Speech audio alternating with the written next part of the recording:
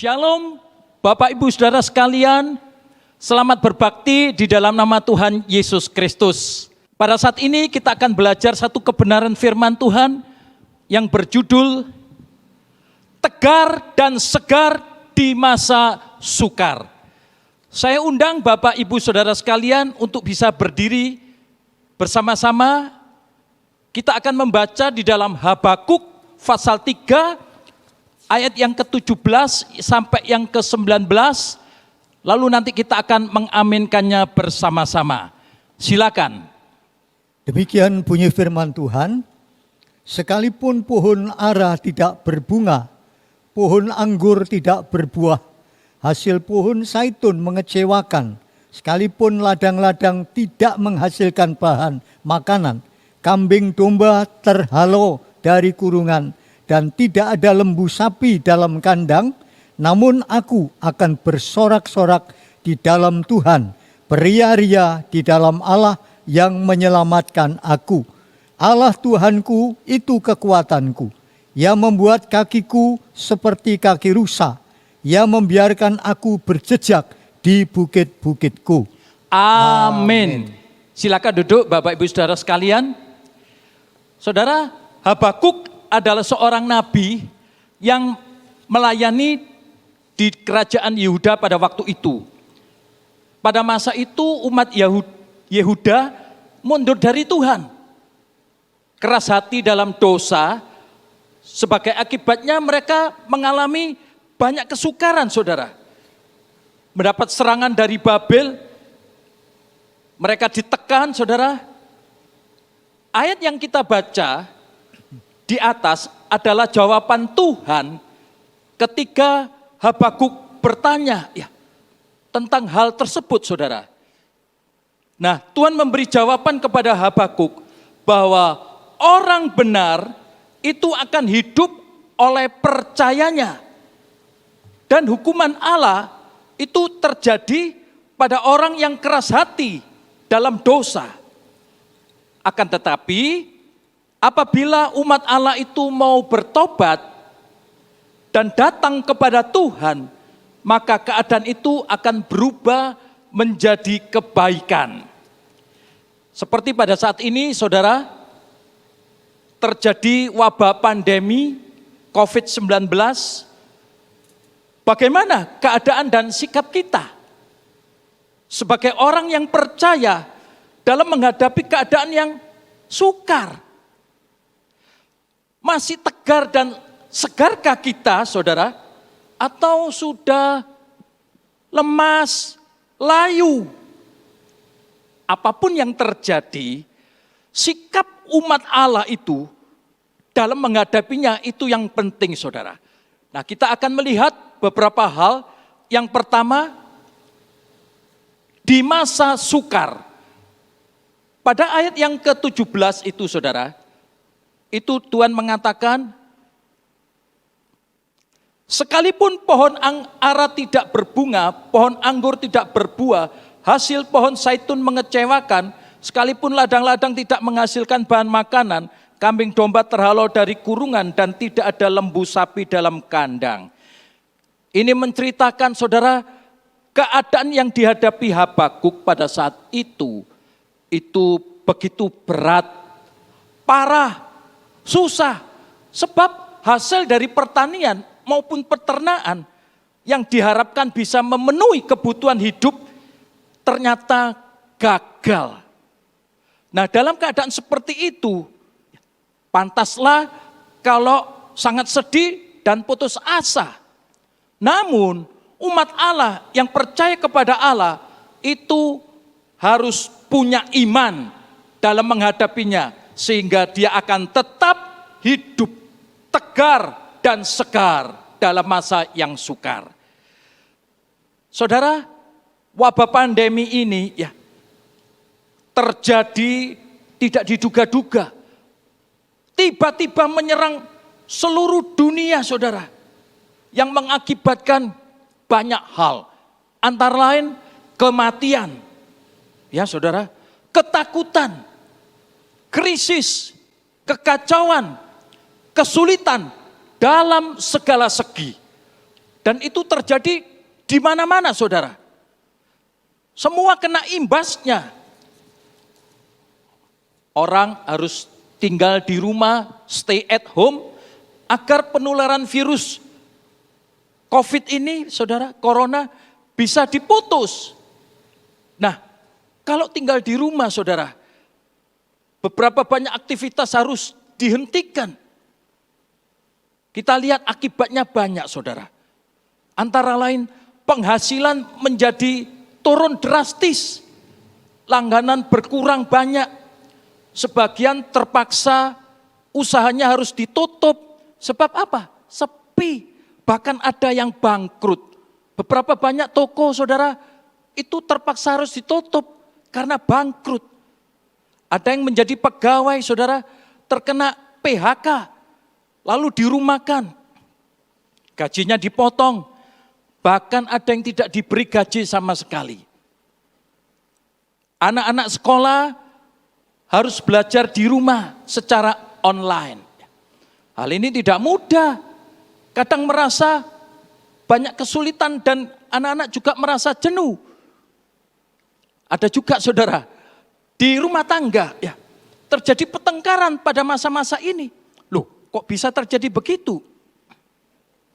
Mereka bertengkar dengan anggota keluarga yang lain, saudara.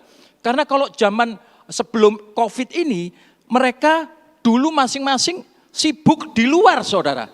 Nah, sekarang harus tinggal bersama di rumah, sering bertemu, kadang-kadang timbul salah paham, ribut, bertengkar. Ya. Apalagi pada saat ini ada peraturan new normal. Ya. Dalam pelaksanaan, saudara, itu banyak persiapan yang harus dilakukan, penyesuaian-penyesuaian. Kita harus mengikuti yang namanya protokol kesehatan. Ya, misalnya sering-sering cuci tangan dengan sabun dan air yang mengalir.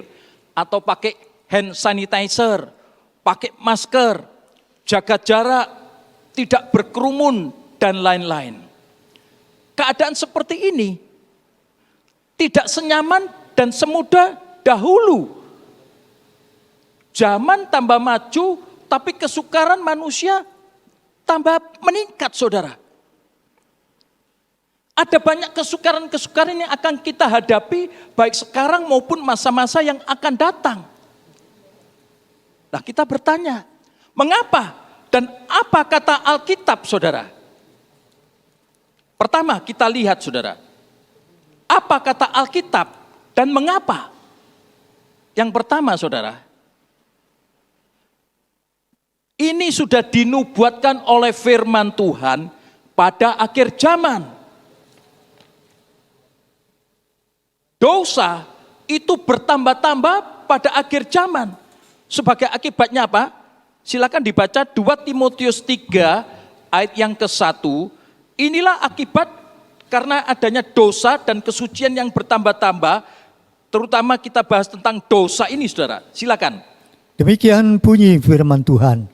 Ketahuilah juga bahwa pada hari-hari terakhir akan terjadi masa yang sukar.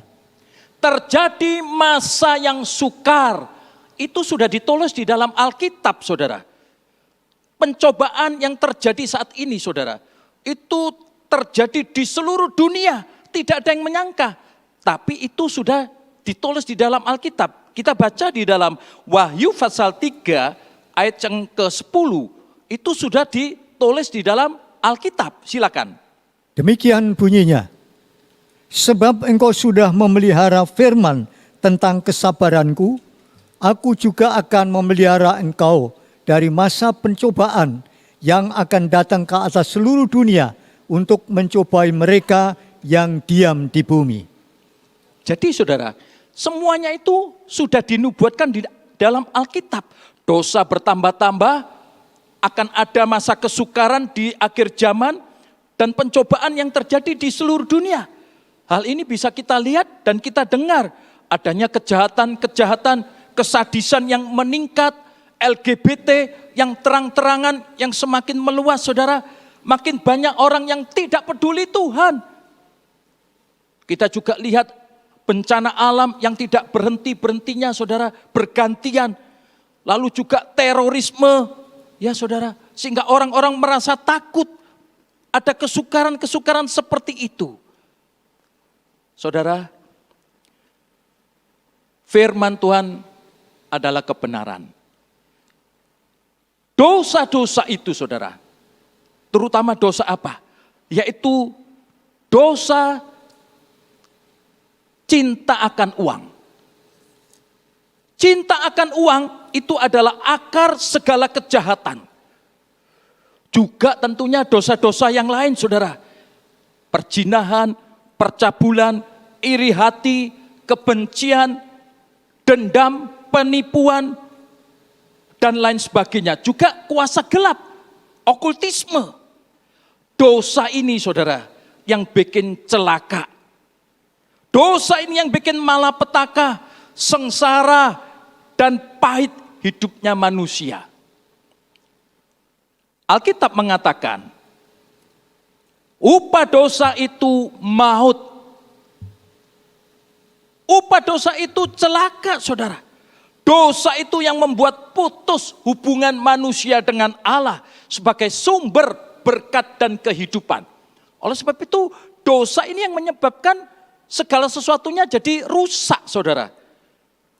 Dosa merusakkan banyak hal dalam kehidupan yang baik ini saudara. Oleh sebab itu kalau ada dosa harus segera bertobat. Dibereskan saudara di hadapan Tuhan dan sesama manusia. Lalu yang kedua saudara, kita lihat apa kata firman Tuhan dengan adanya kesukaran-kesukaran itu. Kalau pertama ada dosa, ya itu faktor yang utama. Yang kedua ada maksud Tuhan. Kita membaca di dalam Rom 8 ayat yang ke-28. Apa maksud Tuhan itu? Silakan. Demikian bunyi firman Tuhan. Maka kita mengetahui bahwa segala sesuatu bekerja bersama-sama untuk kebaikan bagi mereka yang mengasihi Allah, yaitu bagi mereka yang dipanggil sesuai dengan tujuannya. Adanya kesukaran itu saudara, itu ada maksud Tuhan. Jadi tidak terjadi kebetulan. Semua yang terjadi itu atas kontrol dan izin Tuhan. Terutama bagi umat Allah itu untuk mendatangkan kebaikan. Agar orang percaya itu bisa diolah lebih indah melalui kesukaran-kesukaran itu. Ini yang namanya saudara ujian atau pengolahan.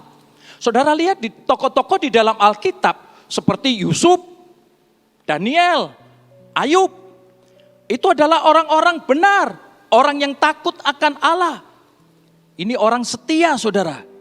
Akan tetapi mereka juga mengalami kesukaran, mengalami himpitan, mengalami tekanan dalam hidup mereka. Meskipun demikian, mereka tetap setia, taat kepada Tuhan. Sehingga mereka lulus saudara. Dan masuk dalam rencana Allah. Demikian pula dengan kehidupan kita pada saat-saat seperti ini saudara. Melalui kesukaran itu kita diolah agar kita bisa lulus, masuk dalam rencana Allah yang indah. Orang beriman ya harus selalu mengecek keadaannya saudara. Istilahnya koreksi diri. Ya. Kalau ada apa-apa kita bertanya-tanya kepada Tuhan. Apa sebabnya? Tuhan itu bisa ditanyai saudara. Kalau ada dosa, segera bereskan. Mungkin ini suatu ujian iman. Ini pengolahan. Kita bersyukur. Nah ini saudara. Jadi yang terpenting saudara. Di dalam masa-masa apapun ya. Kita itu belajar untuk taat dipimpin oleh Roh Kudus. Dalam segala hal dan situasi. Itu yang paling aman saudara. Jangan kita pakai kekuatan sendiri di dalam menghadapi saat-saat seperti itu saudara. Kalau orang pakai kekuatan sendiri, nanti apa saudara? Stres, kacau, panik, takut-takut sendiri. Namun kita bersyukur, kita mempunyai firman Tuhan. Itu yang menjadi pegangan kita. Kita bisa berharap dan mengandalkan Tuhan. Orang yang demikian saudara, percaya kepada Tuhan, mengandalkan Tuhan, pasti Tuhan memberi kekuatan dan jalan keluar. Amin saudara-saudara, puji Tuhan. Kita akan membaca di dalam 1 Korintus 10 ayat yang ke-13, silakan. Demikian bunyi firman Tuhan dari KJI. Tidak ada pencobaan yang menimpa kamu, kecuali yang biasa untuk manusia. Tetapi Allah itu setiawan, yang tidak membiarkan kamu dicobai lebih dari kemampuanmu. Melainkan dengan pencobaan itu, Ia juga akan mengadakan jalan keluar, supaya kamu dapat menanggungnya. Saudara, kalau kita percaya kepada Tuhan, pada saat kesukaran terjadi, itu adalah pencobaan yang biasa, tidak melampaui kekuatan kita. Dan kalau dengan Tuhan, saudara, pasti ada jalan keluarnya, sehingga kita dapat menanggungnya dengan baik. Dalam menghadapi kesukaran, kita tidak sendiri. Ada Tuhan yang luar biasa. Tuhan akan berperang ganti kita. Jadi yang menyelesaikan masalah kesukaran kita itu adalah Tuhan, saudara. Kalau Allah beserta dengan kita, itu artinya Immanuel. Maka kita dapat melakukan perkara-perkara yang besar, pasti menang bersama Tuhan. Itu Alkitab katakan saudara, pasti menang dan kita lebih dari pemenang.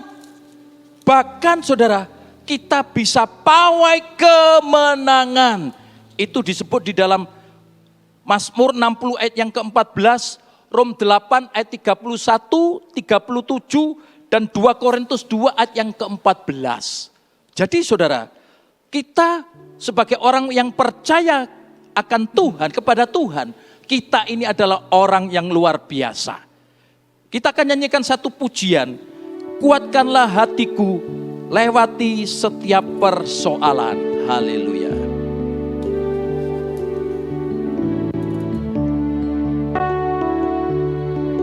Kita tegar, bahkan segar saudara. Puji nama Tuhan. Yang kedua saudara, bagian yang ini, selain ada maksud Tuhan sebagai ujian pengolahan, itu juga menjadi satu peringatan saudara. Menjadi satu peringatan untuk berjaga-jaga. Seperti yang ditulis dalam Matius 24 ayat yang ke-42, silakan. Demikian Ya. bunyi firman Tuhan ayat yang ke-42.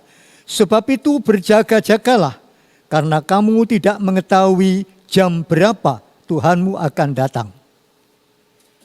Manusia itu sering lupa saudara. Lupa kepada Tuhan.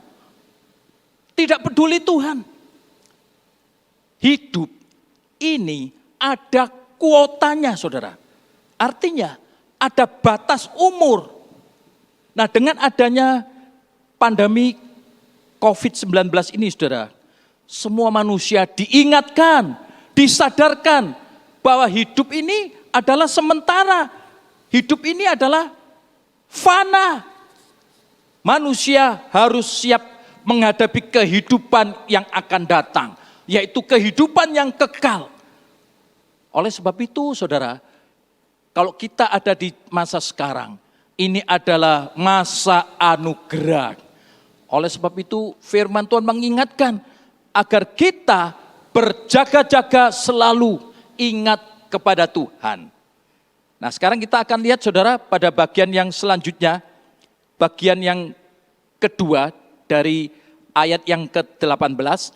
Silakan dibacakan Habakuk 3 ayat yang ke-18. Demikian bunyi firman Tuhan. Namun aku akan bersorak-sorak di dalam Tuhan, beria-ria di dalam Allah yang menyelamatkan aku. Bersorak.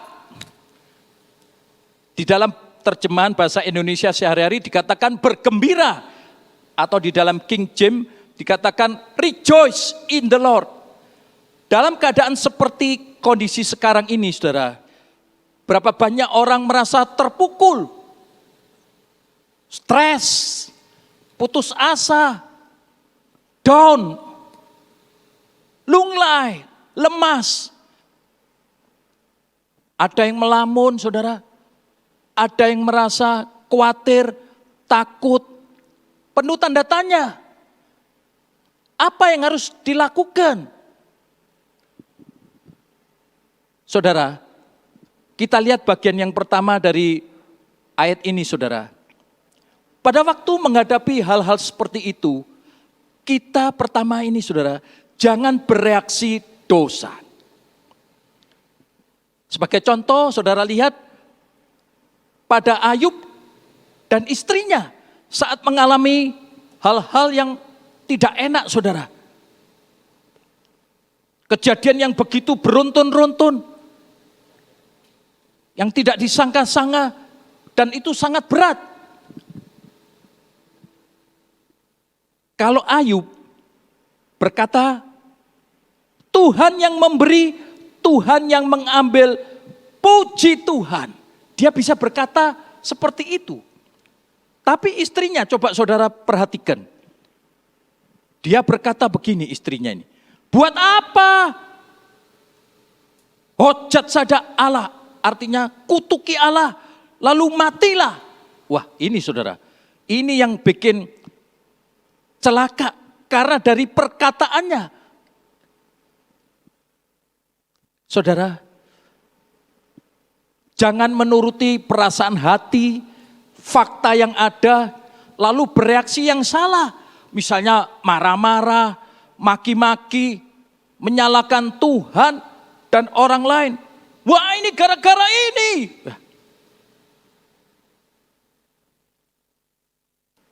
Ada juga yang sering mengeluh dan lain-lain. Ada yang berkata negatif, saudara. Kalau caranya begini, mati aku. Percuma ikut Tuhan. Kalau orang berkata-kata yang jelek ini, saudara, itu tidak akan menyelesaikan masalah. Justru kalau yang berkata salah itu seperti apa, saudara? Kemudi. Lidah ini kemudi hidup. Kalau bicara sembarangan bisa mati. Tapi Ayub tidak.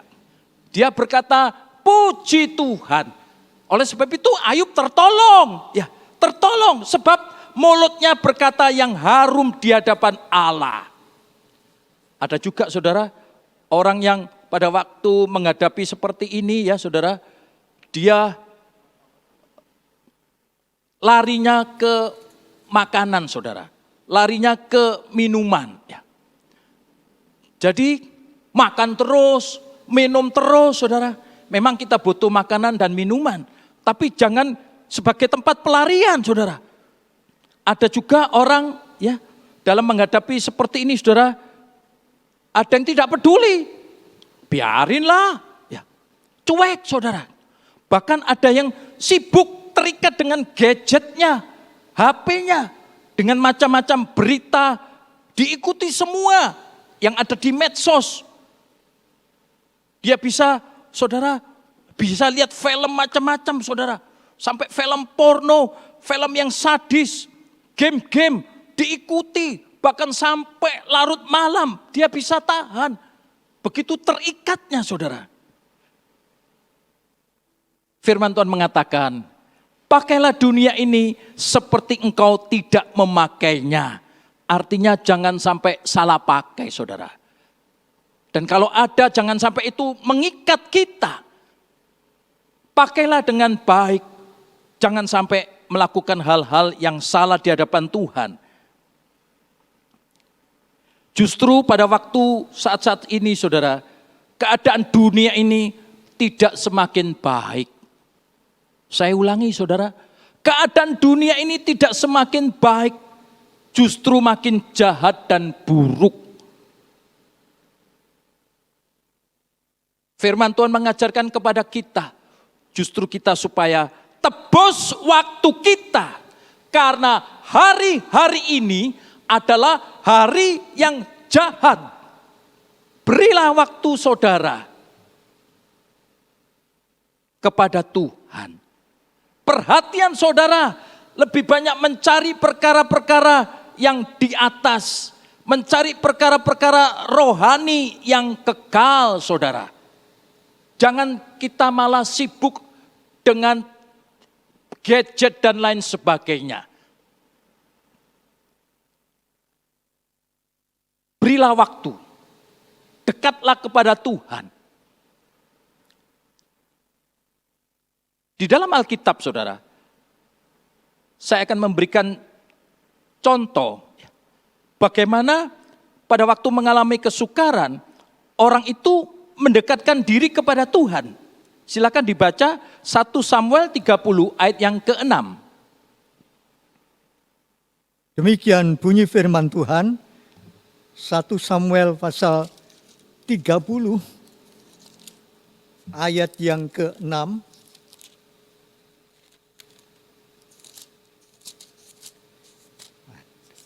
Demikian bunyinya, ayat yang ke-6. Dan Daud sangat terjepit karena rakyat mengatakan hendak melempari dia dengan batu. Seluruh rakyat itu telah pedih hati, masing-masing karena anaknya laki-laki dan perempuan. Tetapi Daud menguatkan kepercayaannya kepada Tuhan Allahnya. Daud pada saat menghadapi masalah yang berat di Siklak saudara, ia semakin mendekatkan diri kepada Tuhan. Saudara lihat hasilnya apa? Akhirnya ia tertolong saudara. Dan menjadi tegar, segar kembali. Nah sekarang kita lihat contoh yang berikutnya saudara. Yaitu Elimelek. Silakan dibaca Rut 1 ayat yang ketiga. Apa yang dilakukan saudara pada waktu menghadapi kesukaran? Ya. Demikian bunyinya, Rut pasal 1 ayat yang ketiga. Kemudian matilah Elimelek suami Naomi, sehingga perempuan itu tertinggal dengan kedua anaknya. Ya saudara, contoh yang ini saudara, Elimelek. Ya. Pada saat terjadi paceklik di Bethlehem, ia lari dari Tuhan, pergi ke Moab. Dari Bethlehem, pergi ke Moab. Apa yang terjadi saudara? Orang yang lari dari Tuhan, akhirnya layu. Layu, lalu mati saudara. Mati. Di dalam ayat selanjutnya dikatakan disusul dengan kematian anaknya yang bernama Mahlon dan Kilion. Betapa sedihnya saudara, kalau orang yang pada waktu mengalami kesukaran tidak dekat dengan Tuhan, malah lari. Nah saudara, menjelang kedatangan Tuhan saat ini saudara, marilah kita makin dekat kepada Tuhan. Supaya kita mendapat kekuatan dan pimpinan Roh Kudus. Haleluya. Yang kedua, pada bagian ayat ini dikatakan Allah yang menyelamatkan. Orang yang percaya kepada Tuhan Yesus saudara, itu selamat. Karena apa? Karena Tuhan Yesus itu adalah juru selamat. Yesus itu adalah Tuhan dan juru selamat. Itu ada di dalam Matius 1 ayat yang ke-21. Di dalam segala kesukaran, Tuhan itu sanggup menolong kita. Yang sakit, Tuhan sanggup menyembuhkan. Yang di dalam keadaan kesukaran, Tuhan sanggup menyelamatkan. Baik kesukaran perekonomian, pekerjaan, keuangan, rumah tangga, keluarga, juga kesehatan dan lain-lain. Karena memang Yesus itu adalah Tuhan dan Juru Selamat. Amin saudara, puji Tuhan. Jadi saudara, kita punya Yesus yang sanggup menolong kita. Di dalam Yesus kita diselamatkan saudara. Luar biasa. Jadi orang yang percaya kepada Tuhan Yesus, itu diselamatkan. Juga menghadapi kesukaran, ditolong saudara. Dengan cara apa kita diselamatkan dan ditolong? Kita baca di dalam Roma pasal 10 ayat yang ke-10. Bagaimana caranya kita bisa diselamatkan? Silakan. Demikian bunyi firman Tuhan, Roma 10 ayat yang ke-10. Karena dengan hati orang percaya dan dibenarkan, dan dengan mulut orang mengaku dan diselamatkan. Nah ini saudara, sebab itu kita harus mengakui Tuhan. Tuhan, Engkau pasti menolong saya. Sebab Engkau adalah Tuhan yang maha kuasa. Tuhan yang bisa menyelamatkan saya. Jadilah sebagaimana perkataan saudara. Karena punya iman saudara. Luar biasa. Ya. Dan orang yang percaya kepada Tuhan, itu tidak akan dipermalukan. Tidak akan dikecewakan. Ini saudara, pentingnya kita punya iman kepada Tuhan. Itu sangat penting. Sekarang kita baca Habakuk 2 ayat yang keempat. Apa kata Tuhan saudara tentang orang benar ini, orang percaya? Silakan. Habakuk 2 ayat yang keempat. Demikian bunyinya. Sesungguhnya orang yang membusungkan dada tidak lurus hatinya, tetapi orang yang benar itu akan hidup oleh percayanya. Orang benar akan hidup oleh percayanya. Sekali lagi saudara, saya ulangi. Orang benar akan hidup oleh percayanya. Jadi akan hidup, bukan mati, bukan loyo, bukan layu saudara. Tapi akan hidup, artinya tetap tegar, tetap segar di masa sukar. Amin saudara, puji nama Tuhan. Penting saudara, untuk punya iman itu sangat penting. Orang benar akan hidup oleh sebab percayanya. Hal ini saudara, itu sampai diulang 3 kali dalam perjanjian baru.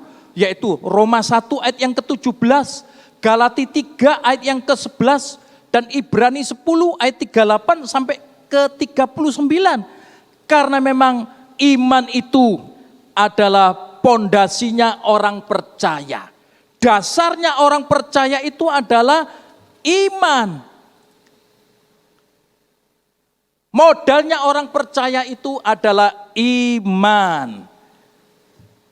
Iman itu apa saudara? Iman itu percaya akan firman Tuhan. Jadi bahan bakunya iman itu adalah firman Tuhan. Kita dengar saudara, kita baca, lalu kita percaya dan kita taati. Ini luar biasa saudara. Kalau kita mau percaya, jadilah sebagaimana iman percaya saudara. Itu saudara.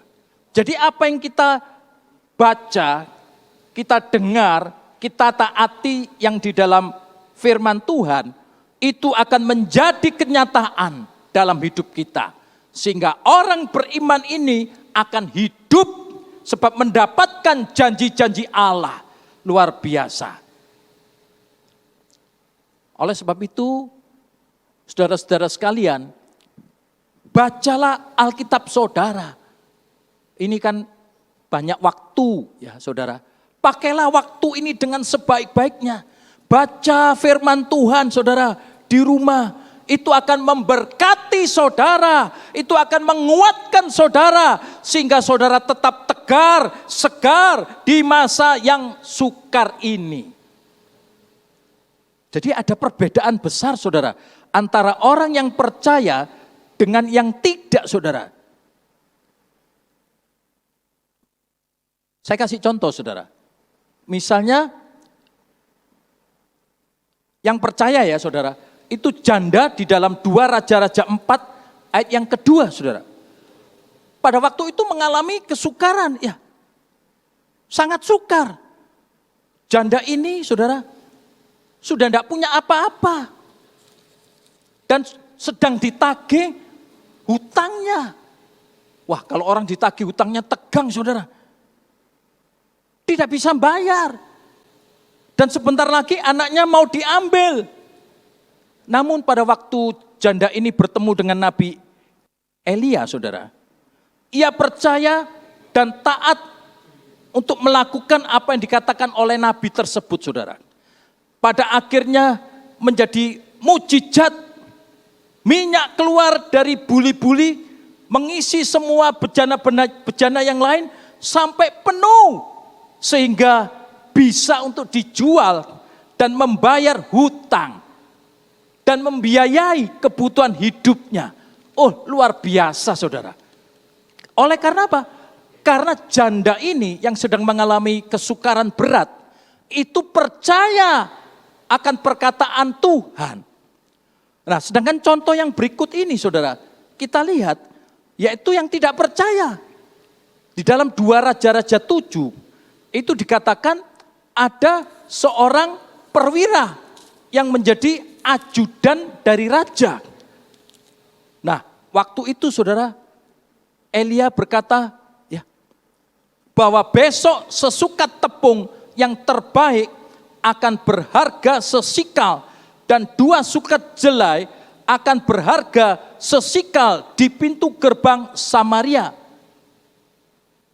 Bagaimana sikap perwira itu, saudara? Dia nggak percaya. Apa yang dikatakan oleh Tuhan ini tidak percaya, saudara. Malah dia berkata begini, sekalipun Tuhan membuat tingkap-tingkap di langit, masakan hal itu mungkin terjadi? Begitu, saudara. Dia tidak percaya sampai mengolok-olok begitu. Apa akibatnya? Kita lihat, saudara, pada akhirnya perwira ini tidak mengalami apa-apa, sebab mati diinjak-injak oleh orang banyak pada saat terjadi kelimpahan. Jadi, saudara, firman Tuhan itu pasti jadi. Apa yang tertulis itu tidak mungkin gagal. Langit dan bumi akan lenyap, tapi setiap perkataan Tuhan itu kekal adanya. Tidak ada yang mustahil bagi orang yang percaya kepada Tuhan. Sekarang kita lihat bagian selanjutnya, saudara. Pada saat-saat seperti itu, kita harus bersyukur dan bersuka cita di dalam Tuhan. Aneh ya, saudara. Kalau orang dunia diberkati, semuanya lancar, sehat, kaya, ya, sukses, itu bisa bersyukur dan bersuka cita. Tapi kalau sedang menghadapi hal yang tidak enak, sukar yang begini ini, gak bisa. Tapi lain, saudara. Di dalam Tuhan, orang yang percaya itu bisa bersyukur dan bersuka cita di dalam segala perkara. Mengapa, saudara? Mengapa kok kita disuruh bersyukur? Orang beriman, sekalipun menghadapi kesukaran, saudara, dia harus bisa bersyukur dan bersuka cita. Sebab pada waktu dia bersyukur, saudara, itu sebagai tanda percayanya dia kepada Tuhan. Sebagai tanda terima kasihnya dia kepada Tuhan. Bahwa Allah Bapa yang di sorga itu mengasihi dia, memelihara dia, dan mencukupi segala kebutuhannya di dalam Tuhan Yesus. Itu, saudara. Sebab itu orang yang bersyukur itu percaya dan berterima kasih punya Allah yang hidup. Bersyukurlah, saudara, di dalam segala perkara. Kita akan baca di dalam Efesus pasal 5 ayat yang ke-20. Sikap-sikap apa yang harus kita lakukan pada waktu mengalami kesukaran ini. Silakan. Demikian bunyi firman Tuhan. Mengucap syukurlah senantiasa atas segala sesuatu kepada Allah, yaitu Bapa di dalam nama Tuhan kita, Yesus Kristus. Mengucap syukur di dalam segala perkara.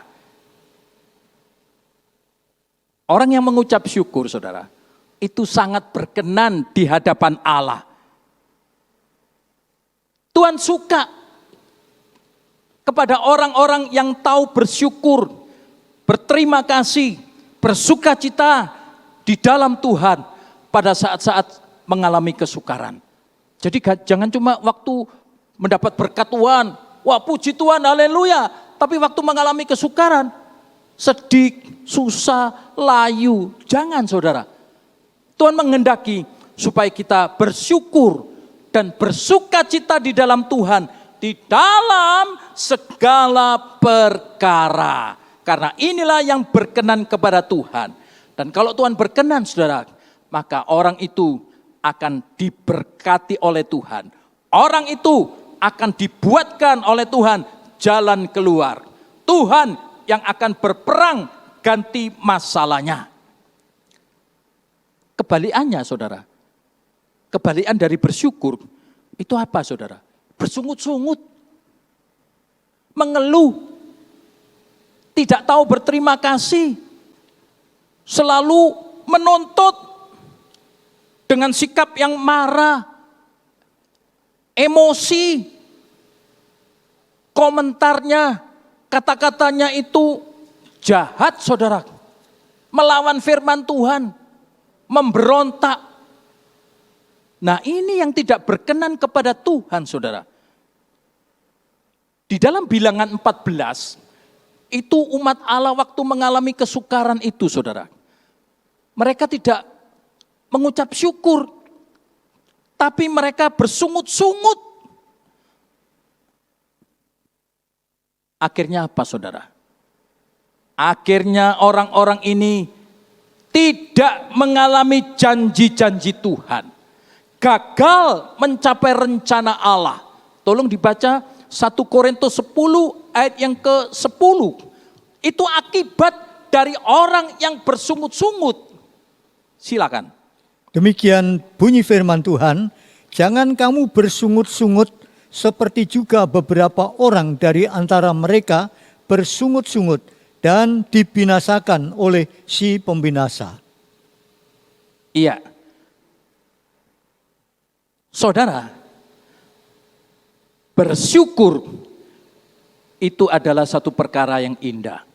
Bersungut-sungut itu adalah satu perkara yang celaka. Mereka dihukum oleh Tuhan oleh sebab apa saudara? Bersungut-sungut pada waktu mengalami masalah. Bersyukur di dalam segala perkara dan situasi itu memperkenankan Tuhan. Sebab dia percaya bahwa tidak ada yang kebetulan di dalam Tuhan. Dan pada waktu mengalami hal-hal yang tidak enak ini saudara, orang ini tetap dipimpin oleh Roh. Dan itu merupakan ciri khas anak Allah. Dipimpin oleh Roh.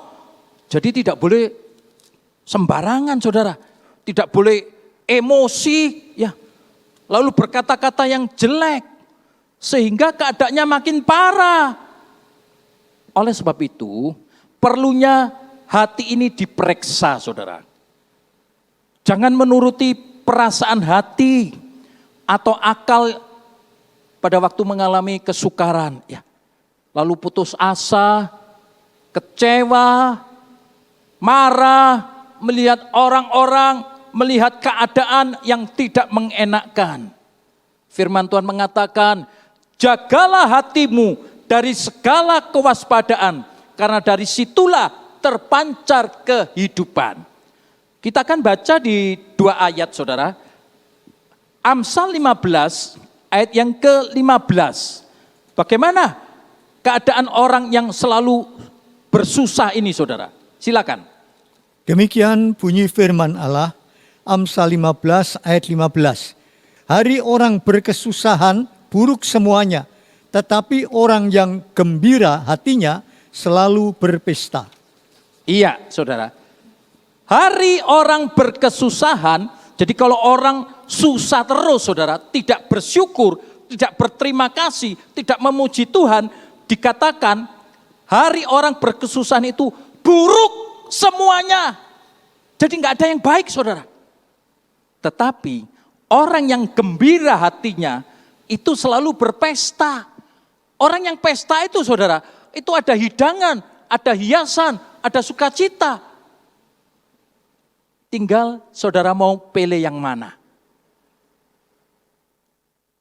Kita baca juga satu ayat, saudara, Amsal 17 ayat yang ke-22. Ini untuk orang-orang yang bersukacita. Silakan. Demikian bunyi firman Tuhan. Hati yang gembira adalah obat yang manjur, tetapi semangat yang patah mengeringkan tulang. Nah, saudara, ini kebenaran firman Tuhan. Amsal 17 ayat yang ke-22. Hati yang gembira, bukan hati yang sedih. Tadi dikatakan orang yang sedih, berkesusahan, itu akan buruk semuanya. Sedangkan hati yang gembira adalah obat yang manjur. Tetapi semangat yang patah mengeringkan tulang. Oleh sebab itu, saudara, kita sebagai orang yang percaya kepada Tuhan, dalam menghadapi situasi apapun, kita harus tetap percaya. Hati ini harus tetap gembira, tetap bisa bersyukur. Karena justru pada waktu mengalami hal-hal itu, kalau kita bisa bersyukur, bisa bersukacita, maka itu akan menjadi kekuatan bagi kita. Itu akan menjadi obat yang manjur, sehingga kita tidak kecewa. Kita justru bisa bersyukur. Orang yang percaya kepada Tuhan Yesus, saudara, dalam hatinya itu akan mempunyai mata air yang hidup, yang akan memancar sebagai aliran-aliran air hidup. Bahkan dikatakan sampai kepada hidup yang kekal. Percayalah, saudara, ini firman Tuhan. Firman Tuhan itu ya dan amin. Taati firman Tuhan, saudara. Pakai iman, ya. Bergembiralah di dalam Tuhan. Rasul Paulus sampai mengatakan ini, saudara, di dalam Filipi 4 ayat yang keempat. Bersukacitalah. Sekali lagi, aku berkata bersukacitalah di dalam Tuhan.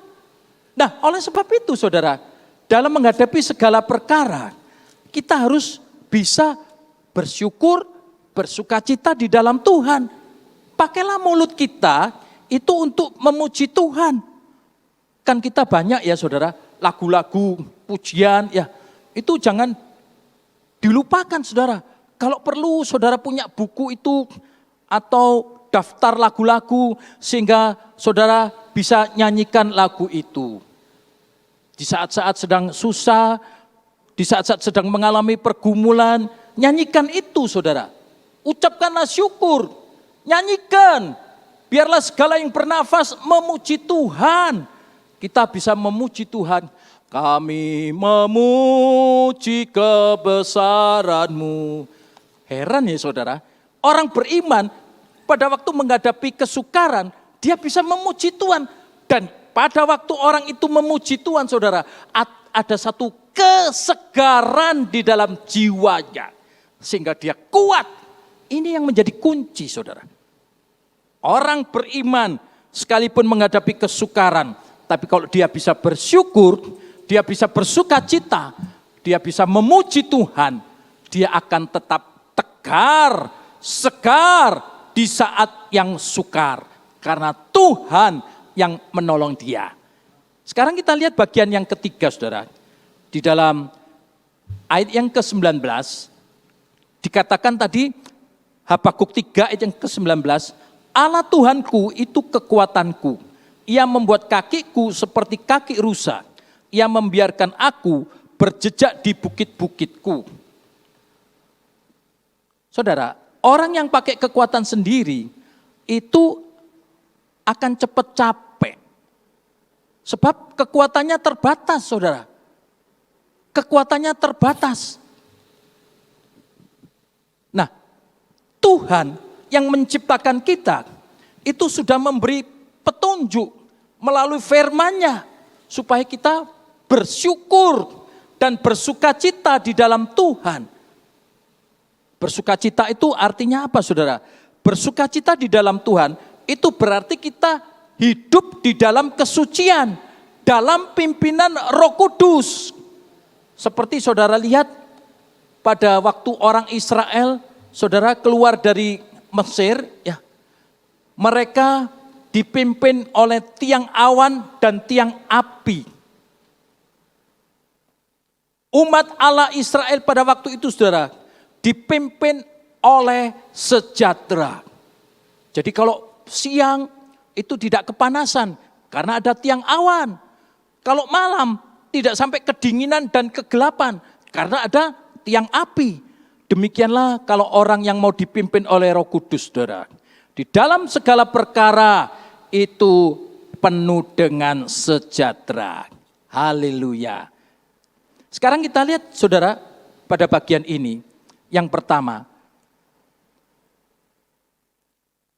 kesukaan dari Tuhan itu kekuatan kita. Silakan dibaca Nehemia 8 ayat yang ke-11. Biarlah ini menjadi pedoman pada waktu kita mengalami kesukaran, saudara. Silakan. Demikian bunyi firman Tuhan, lalu berkatalah ia kepada mereka, pergilah kamu, makanlah sedap-sedapan, dan minumlah minuman manis, dan kirimlah sebagian kepada mereka yang tidak sedia apa-apa. Karena hari ini adalah kudus bagi Tuhan kita. Jangan kamu bersusah hati, sebab sukacita karena Tuhan itulah perlindunganmu. Ya, di dalam terjemahan yang lain, saudara, dikatakan sukacita dari Tuhan itu adalah kuatmu, your strength. Jadi kalau kita bisa bersukacita, saudara, the joy of the Lord is my strength. Jadi kesukaan yang dari Tuhan itu justru yang menjadi kekuatan bagi kita. Amin, saudara. Puji Tuhan. Kalau Tuhan ada di dalam kita, saudara, kita tidak akan layu. Tidak akan lemas begitu, saudara. Tetapi justru tegar dan segar. Sebab apa? Sebab ada Tuhan. Kalau enggak ada Tuhan, ya pasti lemas. Tapi kalau ada Tuhan, tetap tegar dan segar. Orang yang di dalam Tuhan, saudara, bisa bersyukur, bersukacita, bisa bergembira, memuji Tuhan. Itu di dalam jiwanya, itu seperti ada gairah, ada semangat, berapi-api di dalam Tuhan. Contohnya tadi sudah saya singgung, saudara, yaitu Ayub.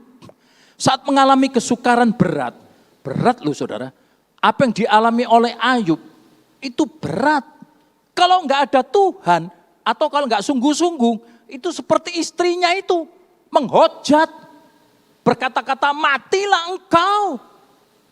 Kelihatan pada waktu orang mengalami kesukaran itu, apa yang dikatakan dia, sikap-sikapnya. Namun Ayub berbeda. Dia berkata, terpujilah Tuhan. Dia tetap tegar, tetap segar, saudara. Keluar kata-kata yang harum di hadapan Tuhan. Ini yang berkenan di hadapan Tuhan, saudara. Kalau dipikir, kalau sudah bangkrut seperti ini, masa bisa cuma memuji Tuhan, bersyukur, lalu nanti kembali. Kalau dipikir secara logika, ya seperti itu, saudara. Tidak mungkin.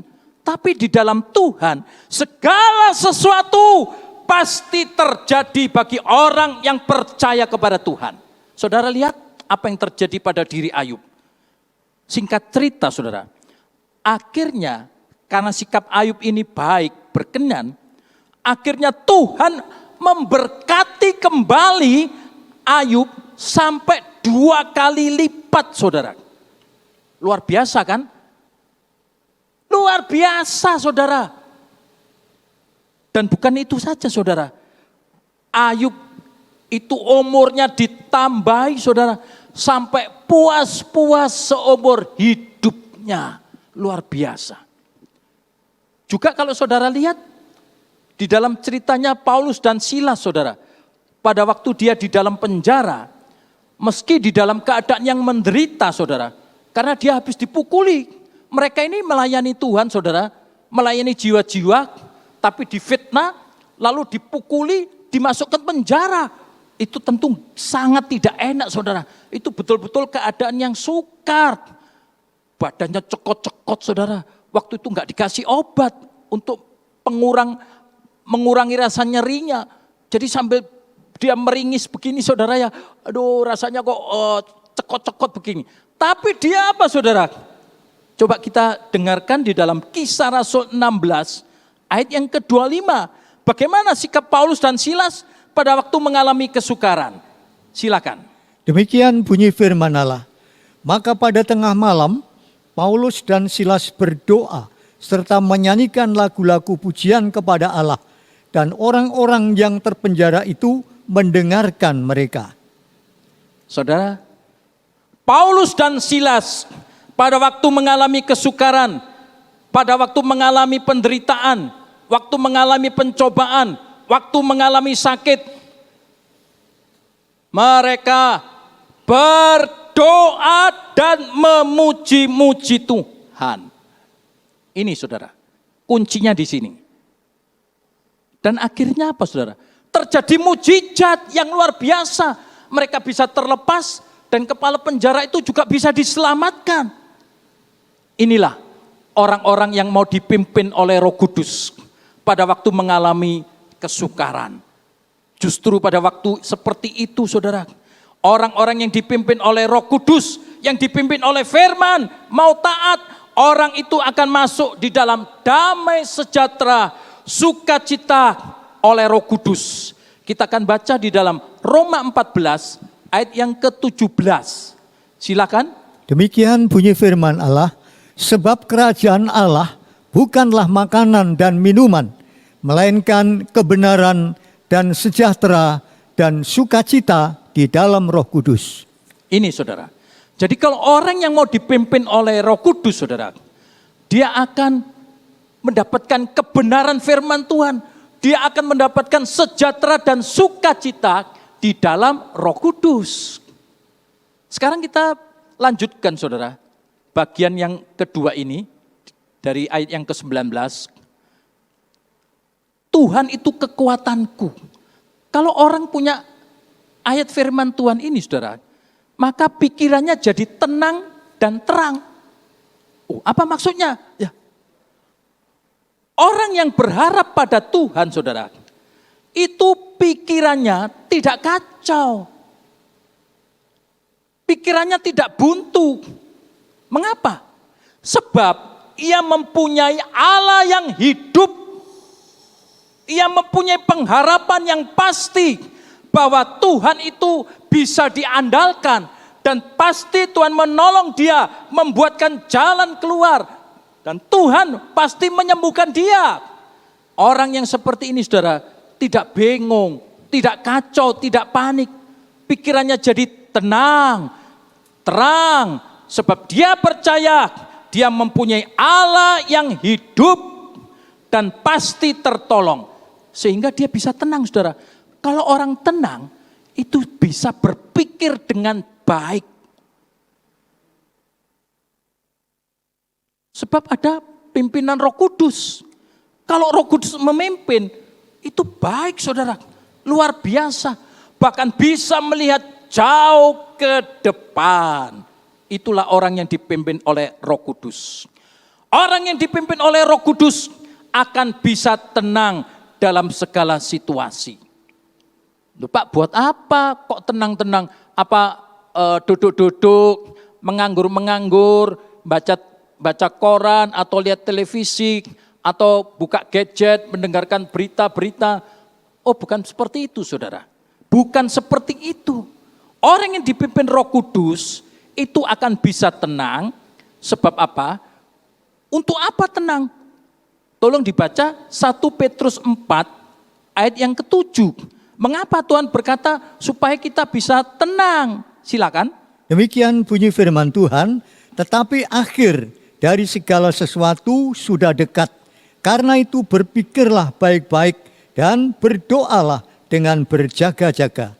Nah ini saudara, kita disuruh tenang, oleh karena pimpinan Roh Kudus, kita bisa tenang agar kita bisa berdoa. agar kita bisa berdoa. Kebanyakan orang kalau sudah mengalami kesukaran, saudara, gak bisa aku berdoa, gak bisa, gak mungkin. Makanya dia tambah sukar, saudara. Tidak terselesaikan masalahnya. Ini kunci di sini, saudara. Kunci itu penting. Kalau saudara punya kunci, bisa membuka sesuatu yang tertutup. Ini, saudara, fungsinya kunci. Hidup itu kuncinya di firman Tuhan. Orang yang dipimpin Roh Kudus supaya bisa tenang, menguasai diri, agar bisa berdoa. Mengapa Tuhan menyuruh kita untuk bisa berdoa, saudara?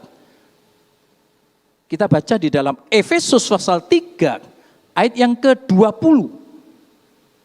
Demikian bunyi firman Tuhan, maka bagi dia yang sanggup melakukan dengan sangat limpahnya melebihi semua yang kita minta atau pikirkan, sesuai dengan kuasanya yang bekerja di dalam kita. Puji Tuhan. Roh Kudus memimpin kita untuk bisa tenang, agar kita bisa berdoa. Sebab kalau kita berdoa, saudara, maka kita akan memperoleh hasil yang jauh lebih besar dari apa yang kita pikirkan dan kita doakan. Karena kita tidak sendiri, saudara. Tuhan yang akan berperang ganti masalah saudara. Tuhan yang akan menyelesaikan masalah saudara. Bukan saudara sendiri. Kalau saudara sendiri yang menyelesaikan, nanti stres, saudara. Kacau. Tapi kalau Allah yang berperang ganti kita, kita akan mendapatkan hasil yang jauh lebih banyak. Doa orang benar itu besar kuasanya. Oleh sebab itu, saudara, biarlah kita boleh dipimpin oleh Roh Kudus sehingga kita jadi tenang. Kita akan nyanyikan satu pujian, pertolonganmu, hatiku tenang berada dekatmu.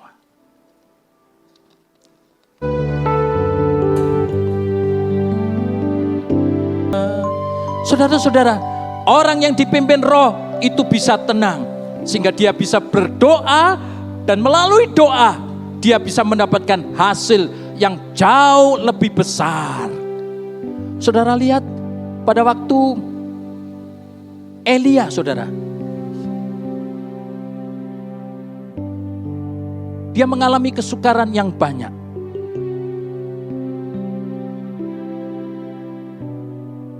Namun karena dia berdoa, saudara, akhirnya menjadi luar biasa. Bukan Elisa, tapi Elia. Elia itu orang biasa seperti kita. Tapi karena berdoa, dia menjadi luar biasa. Juga Daniel, saudara, itu berdoa sehari 3 kali. Sekalipun mengalami masa yang sukar, saudara. Oleh sebab dia berdoa, dia bisa tegar dan segar menghadapi segala ancaman yang ada. Dan pada akhirnya dia menang. Juga putra manusia Yesus, saudara. Waktu dia berdoa, dia suka berdoa, saudara. Di dalam Markus 1 ayat yang ke-35, dikatakan suatu pagi dia berdoa. Nah, ini juga satu pelajaran bagi kita, saudara. Bagaimana kehidupan doa saudara, keluarga saudara? Sediakan waktu, saudara. Sediakan waktu, beri perhatian supaya saudara bisa tenang untuk bisa berdoa. Putra manusia Yesus suka berdoa. Sebab itu pada waktu dia di kayu salib, bahkan detik-detik menjelang kematiannya di Bukit Golgota, saudara, dia masih sempat mengampuni orang-orang, termasuk orang yang di sebelahnya, juga orang-orang yang lainnya, saudara. Luar biasa. Firman Tuhan, doa dan ucapan syukur itu, saudara, membuat kita tegar, segar dalam menghadapi setiap masalah yang sukar. Setiap pagi kita datang pada Tuhan sehingga ada hubungan, ada aliran kesegaran dari Tuhan mengalir dalam kehidupan kita. Sebagai kesimpulannya, saudara, seperti saudara lihat pada gambar tersebut, seperti carang yang lekat pada pokok, sekalipun musim kemarau saudara, tetap akan dialiri oleh sari-sari makanan yang dari pokok, sehingga sampai ke carang, sehingga carang itu bisa tumbuh dengan tegar dan berbuah segar. Setialah saudara ikut Tuhan sampai mati. Saya undang saudara berdiri, bersama-sama kita nyanyikan satu pujian, Bersamamu Bapa. Haleluya. Haleluya. Haleluya Yesus. Haleluya Yesus. Perkenananmu yang teguhkan hatiku, Engkau yang bertindak, memberi pertolongan, anugerah-Mu besar melimpah bagiku. Saudara-saudara yang ada di rumah, saya akan mendoakan buat dua hal kepada saudara-saudara. Yang pertama, siapakah di antara saudara yang sedang mengalami kesukaran di dalam perekonomian, di dalam keuangan, di dalam pekerjaan, di dalam keluarganya? Silakan saudara mengangkat tangan. Saya akan berdoa supaya saudara diberikan jalan keluar.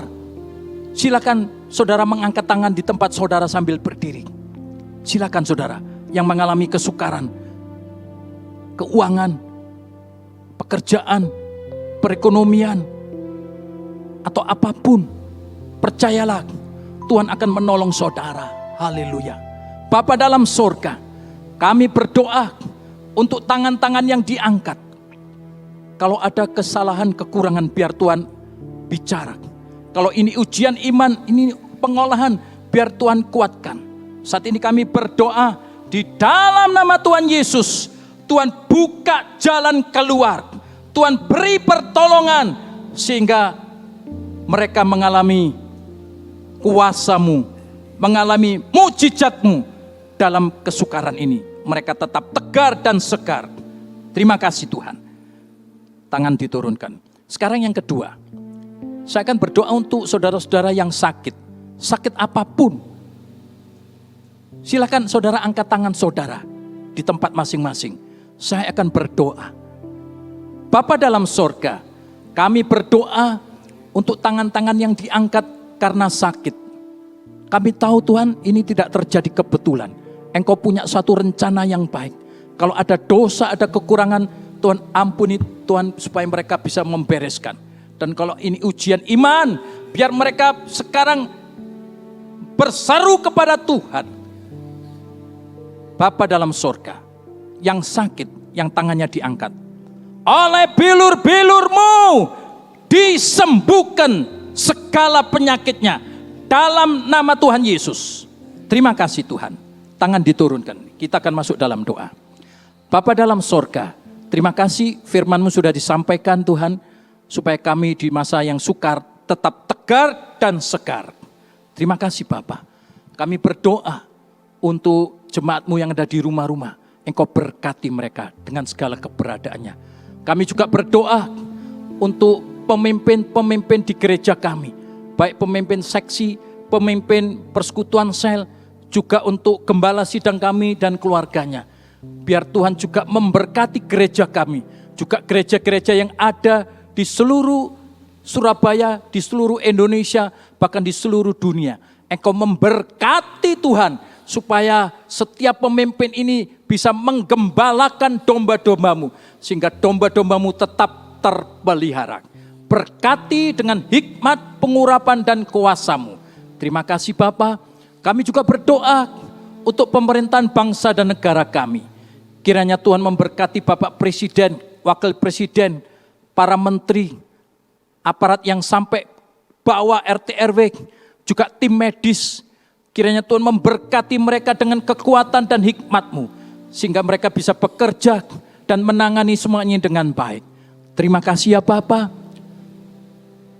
Akhirnya kami mohonkan, kiranya berkat dari Allah Bapa, kasih dari Tuhan Yesus Kristus, dan persekutuan Roh Kudus menyertai saudara semua mulai hari ini sampai Maranatha Tuhan Yesus datang kembali.